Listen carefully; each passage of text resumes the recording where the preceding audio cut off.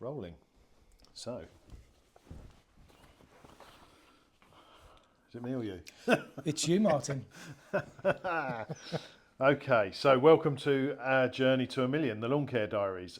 This is John and I, John from Greener Gardens, myself from Lawns One, talking about independent lawn care business. And if you have doubt or wonder why you do the things you do, or if you're doing things the hard way or the right way, then you're in the right place. We're two business owners who choose to sit around the same table, share mistakes, challenge each other, and keep learning. Our journey to a million, not just in numbers, but in confidence, clarity, and freedom. Let's get started by talking about how we started our business and the fact that we're surviving, John. We are. What inspired you to start a lawn care business? Well, I was working in Scott's Professional and got exposed to lawn care world. In fact, actually, my job with Scott's Professional was developing a range of smaller landscape sort of products, which really got superseded by people buying into by people like us, basically, by people like us. So it was a massive industry opportunity that I saw, and what I debated amongst myself is, do I stick with a brand because there's a number out there like a franchise, or do I actually sort of do it by myself? So that's I decided to go down the route of doing it by myself. So yeah, that's what inspired me to get into lawn care. Okay, and what do you believe? What did you believe early on in your sort of business life that turned out to be wrong? Okay, that's a great question, and I think for me, and this is 20 years ago, but for me, I believe that the only person that could price would be me. What I realised is the person that could price the best was my wife, Kate, because she didn't stand no answers and just... We wouldn't be anywhere without our wives, would we? We wouldn't, so that's the first mention for Kate. Where I realised I had to change is because it became a bottleneck for me. It was more workload for me if I was the only person that could price. And I think what had to change was we had to develop a way, find a way of actually systemising quoting so that anybody can do it. Right, makes sense. Thanks. My pleasure. And what, I mean, can you break a business? What nearly broke your business in the first year? Well, that again is a great sort of question for me. I must tell the listeners at this point, all these questions were devised by you. So when you're saying these are all great questions, then you are just like giving yourself a pat on the back. Yeah, but I then had to think about those great questions that I thought about, and for me, I will reveal now that I did actually buy a pilot franchisee, and yeah, a pilot franchise, and for me that was a mistake that nearly broke us. I had to make a decision fast. I did. I closed it down within within 6 months, and left and started again the following year. So yeah, that was an interesting time. Okay, and if you Greener Gardens doesn't exist, you're starting from day dot again. What do you do differently?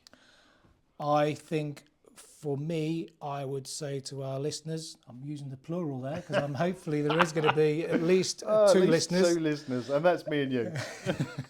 And our family, so maybe they won't listen, I don't know. But I would say think about your exit plan, because at some point you are going to leave your business, whether that's selling it or That's an early point to like start thinking about your exit point when you're starting a business. Why would you do that? Because I think I'm now at that stage where I'm looking at that, and quite clearly what I've identified is there are some single points of failure within my business, and if I drop dead tomorrow, how does the business survive? So, and it's taken me 20 years to think like that. So I think, yeah. Focusing on, giving you something to focus on, how to build your business. Yep. So that it can run without you. Yeah. Gotcha. Okay, and what early decision cost you the most time or money, do you reckon?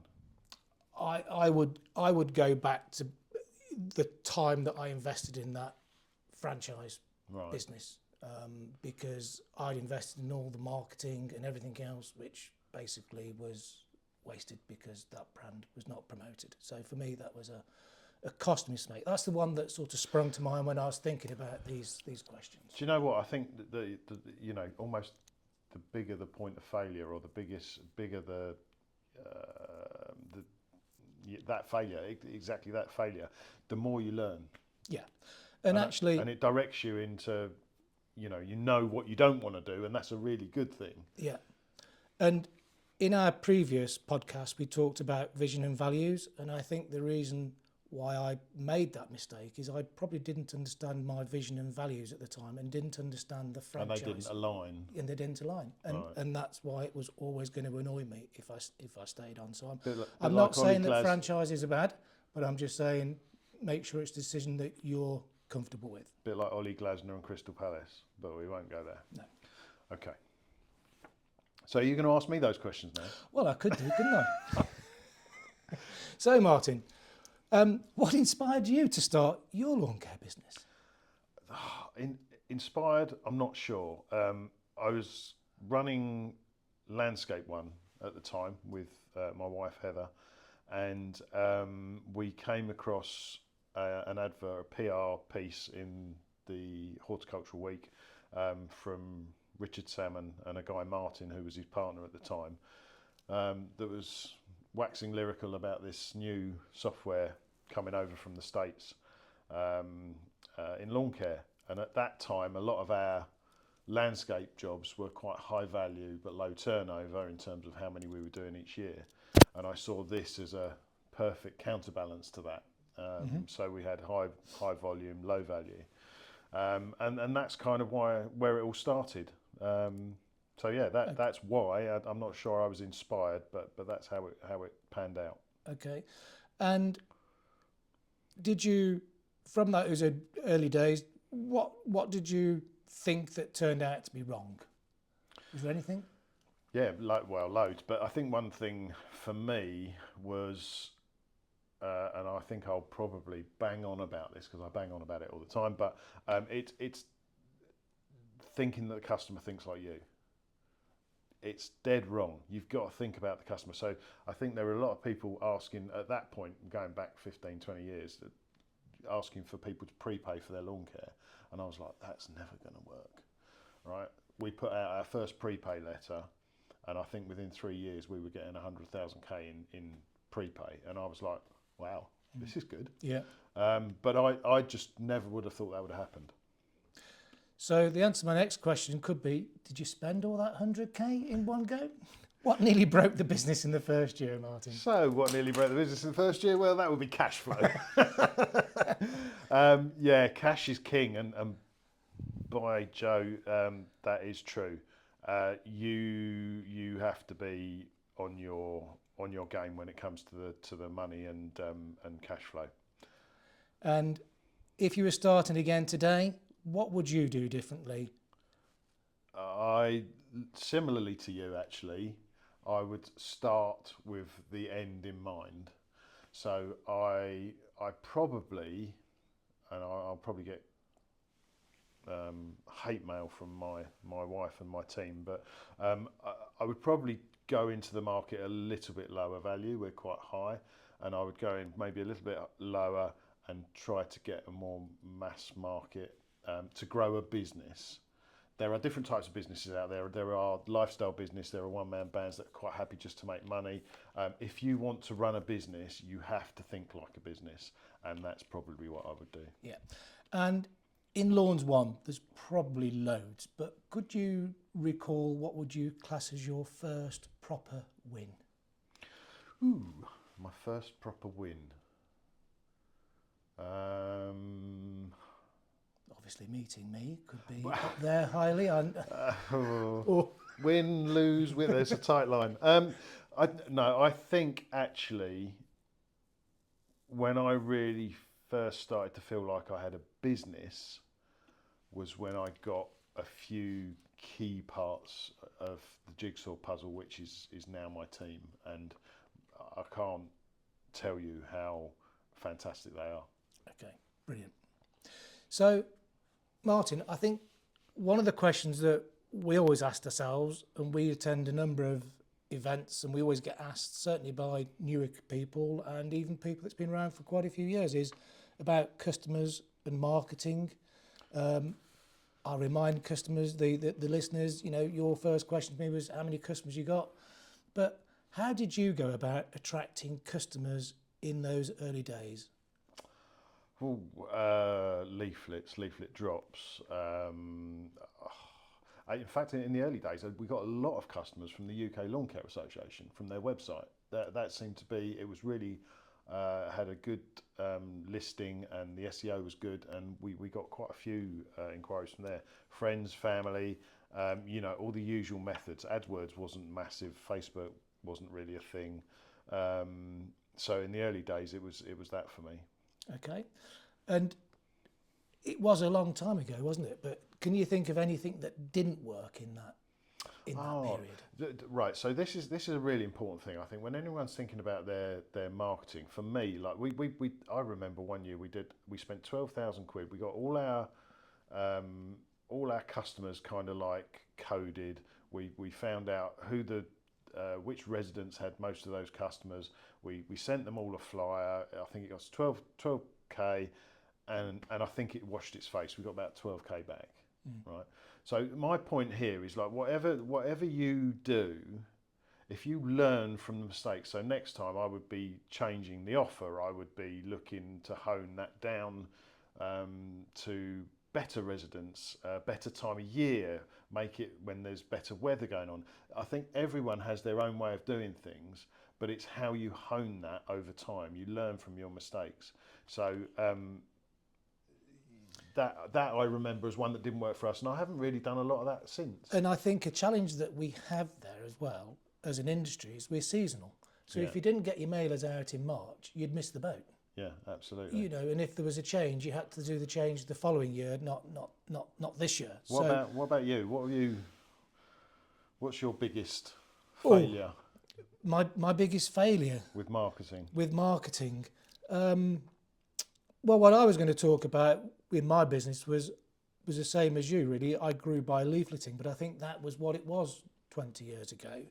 And in that leafleting, the Royal Mail was the best one for us. We got the best results out of those, doing the similar sort of thing to you, demographic profiling by postcode, all that sort of stuff. So it's funny, isn't it, that you're doing that, I'm doing the same thing. Yours is working, mine's not. Well, so it's like I'm not too sure. I mean, I actually stopped using the Royal Mail because they were I felt really hard to do business with, and we actually started using a local provider who delivered it with leafleting, with editorial sort of local news sort of magazines. That's what they're called, the local news, and we still advertise in those local news. We're not using them for leaflet dropping anymore because time's moved on. But again, we built up a relationship with that supplier that the person that did organised all the mailing drops, we actually identified what streets we wanted to go to in that. So we did it in the same way, 2 different suppliers. But yeah, we grew our business through leafleting. So yeah. Okay, and I mean that's obviously changed now. So what would you say is your biggest source of leads from your marketing now? Right, I would say it's definitely coming from the web. Is that the World Wide Web, John? It's the World Wide Web. And actually what we've always done, because we write a garden diary for the local news magazine, we always change that on our website. So that's been seen to be regularly changing, which is somebody that told me that Google likes that sort of content. So that's good. And we're trying to get better at SEO and Google ads and stuff like that, basically. Yeah, I mean, I've heard recently that SEO is going to be less of a thing really. Now AI is coming because people are asking different questions, and the searches are there's different algorithms now. So SEO is not going to be as important. Yeah. But I think for us, I think AdWords, Facebook are still really good sources of leads that get people. And everyone's heard about funnels. Those people come to our website because of those adverts on the internet. Yeah, okay. And let's talk about something else that we always seem to discuss at sort of conference and stuff like that, is retention. Does retention matter more than leads? Oh, wow. Yeah, this is a big one for me. So retention is hugely important if you want to grow. Otherwise, you're just spending money to replace customers that you're losing. It just makes no sense. I always worked on the fact that, we grow 20% and we lose 10%, and therefore you have a net growth of 10%. But you've got to work really hard on those numbers to increase your incomings and reduce your outgoings. It's hugely important if you want to grow. If you're not that bothered and you just want to sort of sit still, then that's fine as well. Yeah. You can do that. And again, I'm in the same camp as you on that one, Martin. Retention's always mattered. I think for me, early mistakes that I made is I probably tried to overanalyze cancels too much, and now I just break them down into, they've cancelled, I want to follow them up. They've cancelled, do I want to go back? Do you want them? Yeah. Are they aggro customers? Or they've cancelled because they've moved house, which normally consists of moving house or dying, unfortunately. Yeah. And that's actually helped me really simplify that approach. Again, what I can do better, I think, is having a structure to remarket to those cancels, and not overanalyzing the reasons for cancelling before sending it out. I think that's another thing with as you grow your business. It's like when you are a small team, you kind of take it personally that people are cancelling, and it's like for me that was anyway. I take it personally. It's quite a kick in the stomach. But I think as you grow, you realise it's that's part of business. You cannot keep everyone happy for whatever reason. Things may be out of your control. If you look at Virgin Media, they're going to be they've got a percentage of customers that leave. That's just business. Okay. What about seasonality? And I suppose in that with his weather as well. How have you managed the seasonality in what we do, John? And has it caught you out at all? Okay, well, for us, we manage the seasonality by creating 5 seasons in a year. So we work in 5 10-week blocks. So that was a real challenge for us at the start when we started out, because we only started doing 4 treatments. And as we started to grow and needed more resource in staff, we'd taken on more sort of costs. So there was also an issue on cash flow and keeping things moving. So for seasonality, we moved to 5 for both lawn health and cash flow. You asked another question, Martin, and it's gone from my head. It was about the weather. Yes. Yeah. And I think the weather, for me, what I learned, not too sure how quickly I learned it, but I eventually learned not to look at the weather too much, because I was looking at the weather and I was cancelling work for the following week that I could have actually done. So now as a business, we make a decision on the day as to what we do with the weather. Absolutely, we do too. It's customers ring you. It's the ground's frozen. Yeah, but we're not coming till next Friday, and next Friday the ground might not be frozen. So let's make a decision on next Friday. Yeah. And I think that's really important. And again, my team have got their head around this, and it's like now we do exactly the same. Wait till the day. If it's a no can do, then it's a no can do, and we reschedule. But let's not get ahead of ourselves. Okay. So, well, Martin, that's podcast 1 nearly done, unless we go sort of ad-libbing. But one line from me would be about podcast 1, and I've quite enjoyed being outside my comfort zone. Well, I'm looking forward to the half an hour spent with me, John. What more do you want? It's always half an hour well spent.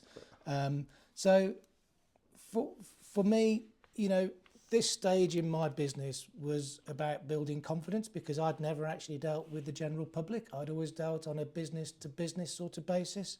So for me, this was probably the most daunting stage in building my confidence that how consumers think, and customers did come back. They did recommend us to friends, and all of that helped to grow our business. So what about you, Martin? What's your one line? You've only got one line, Martin. No, I can't do one line. I completely concur. I think for me, it's really big about not putting your beliefs as a business owner onto your customers. Your customers operate and think in an entirely different way, and watch what they do rather than try and think like them. Yeah. Because when they come back to you year after year after year, that's what they're going to do. Yeah, yeah. And, oh, God, I can't help myself, can I? I don't know what you're going to say. You're I scaring was me. going to say, and how many customers do you still have from that first year in business? Because I've got a few. Well, I tell you what, I actually did some work on this the other day, and we have Mrs. Haynes, who has been with us for 22 years. Then my mum and dad and Heather's mum. They're not going to cancel though, are they? They're not going to count. They're not allowed to. And then I have customers going back to 2005, 2006, 2007. There's a whole plethora of them there. Yeah. The piece of work really surprised me, but yeah, they're there. And maybe that brings on to a thing of lifetime value. Maybe that could be something for later on. But let's not get ahead of ourselves. Okay. I know what you like.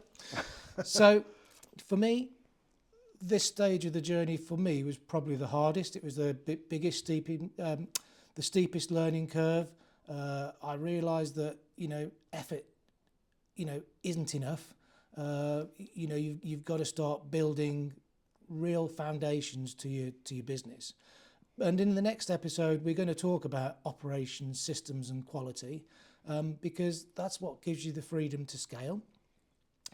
And if today has been useful, feel free to follow or share it with somebody who might benefit. And Subscribe.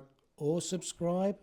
I've been told that's a bit pushy, and but I'll go by your judgment on that one, Martin. It's just purely ego driven. I would like more than 2 listeners to subscribe, so I can go on the intraweb and tell people. So more importantly, if there's a question that you're wrestling with, somebody else is probably doing the same thing. Send it in, and we'll may be able to explore and include it in a future episode. Let's face it, John, we will include it. Doesn't matter what the question is, it'll be in. Okay, so that's it from me. I think Martin wants to sum up with his line about our journey. So that's it from John, and we've got a conference to go to. So Martin, what's your sign off here? If anyone has listened, thank you for bearing with us. It is supposed to be informative and helpful, so we really hope it is that. This is John and I's journey to $1 million, the Lawn Care Diaries. Thank you for listening.